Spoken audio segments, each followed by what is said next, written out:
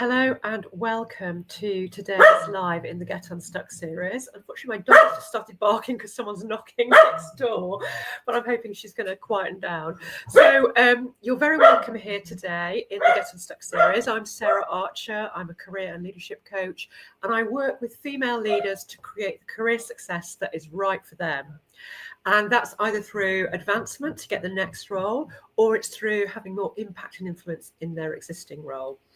And the reason I created the Get Unstuck series was because as a female leader, I know it's really hard to find the time and the headspace to think about your career, to think about what's going on for you and take action. So I wanted to create just a 15-minute window in your week when you can think about a different career topic related to either your career advancement strategy or to you having more impact and making your experience at work much more positive.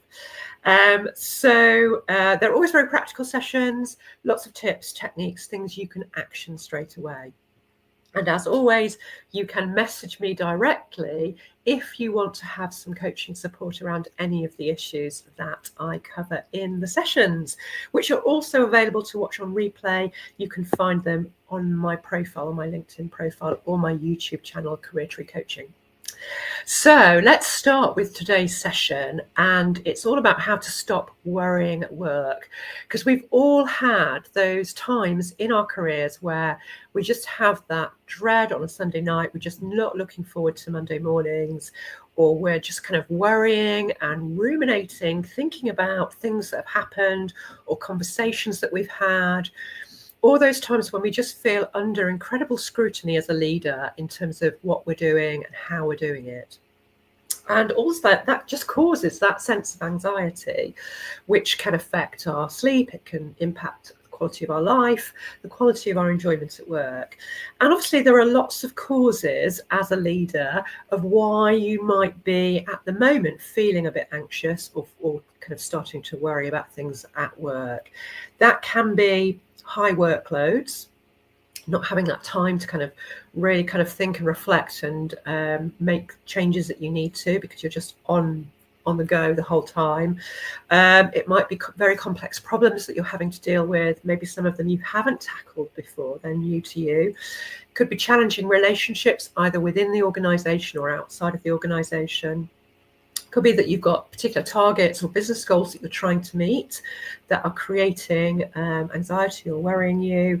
It might be that you have a very demanding boss, or that you are working in a very fast-paced culture that doesn't give you that reflection time. Or it could be specific events that are coming up or that have happened that you are worrying about. It could be that you're in a new role and that you're stepping out of your comfort zone in that new role. Plus, we have to add into the mix the sort of general uncertainty in the world at the moment and how that kind of percolates into our industry or into our organisation or kind of day to day. What I just want to sort of say as a caveat, that if you feel that your stretch is tipping into overwhelming stress that is really impacting you and causing high anxiety, sleeplessness, impacting your quality of life significantly, then it's worth thinking about, are you heading towards burnout? Are you tipping into burnout? And, you know, what action can you take to get yourself some support around that? Because obviously today we're talking about more situational anxiety, where, as I've said, those kind of things I've just mentioned are impacting you and creating that sort of Sunday night dread feeling. And also we have to acknowledge that certain personality types or preferences are more prone to anxiety or worrying. So if you're high on conscientiousness, you're going to probably worry more. If you've got perfectionist tendencies, you're also going to worry more. Certainly, I know I've always been a worrier. Even from a child, I used to have Sunday night dread before going to school. Even though my school experience was very positive, I would just worry unnecessarily. And it's something I've had to work on, because I'm guessing I've got a personality preference around that. Not preference, but a personality type that is more prone to worrying. So I've had to work on managing that low level anxiety, and also building my confidence so that it doesn't impact me significantly.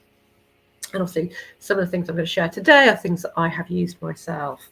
And I also work with clients, senior clients, in leadership roles, who have this experience where they're triggered and they're starting to kind of worry, which obviously, in a leadership role, you're always going to have those stretch experiences where you're going to be doing things you haven't done before, or you're coping with high workload, or you've got challenging relationships going on, or there's a particular event or something you're going to be involved in, a project where it's going to make you feel more anxious. So it is having strategies to help you navigate that, because it's always going to be part of your experience.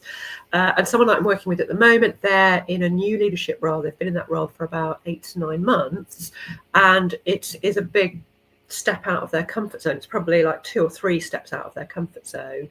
And what has happened is that anxiety has created unhelpful thought patterns and triggers that we are working to manage, because you don't want this to become embedded and become your way of being and feeling that kind of low level anxiety all the time. So the thing to take away specifically is there are techniques you can use to change this. It doesn't have to be a fixed state. So let's dive into what you can do. And I'm going to share a few different ideas. You can choose just one to think about. You can experiment with a few. You can just do what's most helpful for you. So the first thing would be to, if you are doing this, not to catastrophize, because sometimes when we've got these Sunday night dreads, these worries, these anxieties, where we're ruminating about things, it can lead us to think about the worst case scenario, that I'm going to not perform, I'm going to potentially get sacked, lose my job, I'm not going to pay the mortgage, I'm going to lose my house, whatever it might be. And what we don't want to do is go down that route, which is easy to fall into, by reminding ourselves that we can get some perspective on this, that actually it's not going to result in you losing your job. It's a situational thing that's happening, that's creating this anxiety, and there's actions that you can take to manage the situation. So just not going to that place of catastrophe, because it's not helpful. The second thing is to isolate what is causing the worrying. So on the Sunday night, what is it that you are specifically worried about? Because then you can direct your energy into managing that anxiety, that worry about that particular activity, project, relationship, whatever it is. And then the third thing to do is to do a bit of reframing. So to see this stress, this bit of anxiety as a positive. And I'm saying positive sort of within inverted commas, because it's actually recognizing that your anxiety is a sign that you care about your work, you care about your team, you care about the organization. So to kind of be able to reframe this, what we need to do is just notice in our body that we're experiencing that anxiety, and acknowledge that that's what's going on. So, for me, I probably feel it in 2 places. I feel it in the tension in my neck and shoulders, and I can sometimes feel it in my stomach. So it's noticing where in your body you're noticing that anxiety, that worrying is happening, and just acknowledge it's going on for a start, and then connect to the motivation behind the stress. So thinking about what's at stake and why does it matter to me. So I'll share with you something that's happening for me at the moment. Is next week I am launching my podcast, and I'm experiencing some anxiety around it. And, for me, I can connect with the fact that I want it to be good. I want it to be a good experience, because I want to share my knowledge and expertise with female leaders to help them be better in their careers, to manage the challenges in their careers effectively. So I want it to be a great podcast. So I can connect with that, and that helps me then understand, okay, why am I feeling anxious about this, and how can I use that effectively? Because that brings me into my next point, which is to try and make use of the energy that the stress or the worry is giving you, instead of wasting energy trying to stop feeling stressed. So thinking about what can you do that moves you forward rather than trying to think your way out of being stressed or anxious. So, for example, just to illustrate this, I know, say I've got a presentation to give, and they always, it's that situational worry or anxiety about it. So I notice that what I do is I channel my energy into creating engaging content and fantastic resources to support the content. So I know that is something that I'm doing, but I'm not really aware of it in terms of channeling that stress energy into doing that. So it's just about making that more conscious so that you're actually utilizing the stress and the anxiety in a positive way. And if you want to read more about it, there's a great book called The Upside of Stress by Kelly McGonigal, and I'll put a link to that for you as well. So just think about, okay, I know that I'm feeling anxious at the moment. What am I feeling anxious about? And actually, how can I connect with why I'm feeling anxious about it, and then channel that energy into doing something that takes me forward at dealing with that particular topic, project, relationship, whatever it might be. And then what I'm going to do now is just give you a few techniques if you're worrying on a Sunday night, because obviously that is not a place you want to be stuck in. And it can start even earlier than Sunday night. It can be your Sunday, it can be thinking, oh, God, I'm really dreading tomorrow. So try a few of these things to help you manage that Sunday night feeling.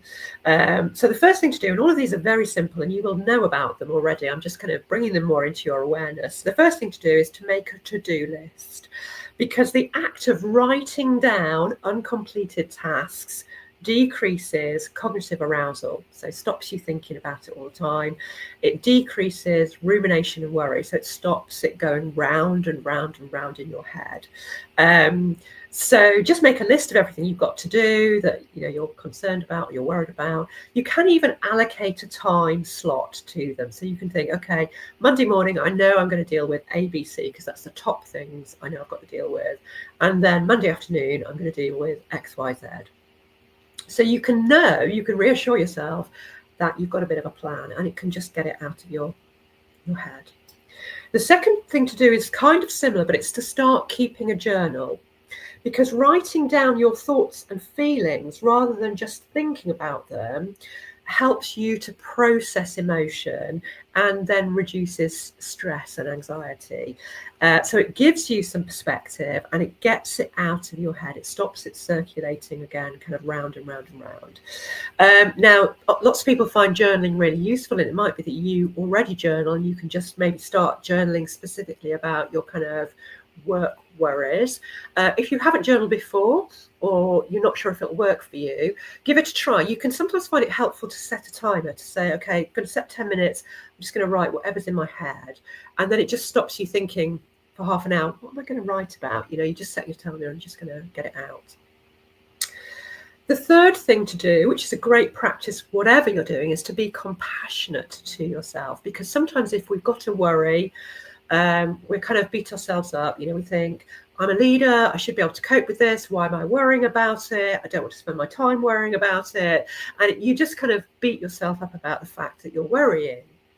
Whereas what we want to do is remind ourselves to circle back to why we're worrying. It's because we care about our jobs, we care about our team, we care about the work we're delivering. So reminding ourselves about that, and then talking to ourselves compassionately, like we would talk to a close friend who'd shared their worries or concerns with you, rather than beating yourself up. So, just saying to yourself, look, it's because you care about what you do. That's why you're feeling anxious about it. You've got a plan, you've made a to-do list. It's going to be okay. You can work through this. Just reminding yourself that, you've got the skills and capability to sort this out, and just being compassionate. Then the other two things I'm going to share with you are just quite practical. So engaging in physical activity, whether that's even just going for a walk or doing some exercise that you like doing, because the research shows that just a single instance of moderate exercise, so that could be walking at a reasonable pace, can decrease rumination. So it decreases that circular thoughts going round and round your head. So you could try that. So if you have got those Sunday night dread, make your to-do list, and then maybe engage in some moderate activity, physical activity. And the other thing that is helpful as well is meditation, which you may already do, but maybe you haven't tried meditation. And again, the research I was looking at shows that even over a 2-week period, doing 10 minutes meditation in the morning and 10 minutes in the evening can help to calm a racing mind and increase your sleep quality. There are lots and lots of apps you can find that give you meditations of varying lengths about varying topics. There will be meditations for anxiety, there'll be meditations for worrying, there'll be meditations for feeling more positive or gratefulness, or whatever it is you feel are drawn to that would help you manage these concerns on a Sunday night. So they're just a few ideas to experiment with to just get your equilibrium back, really. So just to remind you, on the kind of bigger picture is to not catastrophize, to isolate what the worry is about, and then start to see it as a positive, connect with what is driving it, what is it that is important to you, and then think about how you can channel that energy into moving forward with that particular area that you're concerned about. And then managing the Sunday night piece is to make your to-do list, do a bit of journaling, be compassionate to yourself, do some physical exercise, and try out some meditation. So do let me know how you get on with that, if any of those techniques work. And obviously, if this is something you are struggling with, then do message me and we can have a conversation about how coaching can help you manage some of those workplace worries as a leader. Have a great week, and I will be back next Wednesday with another topic to support you in your leadership career.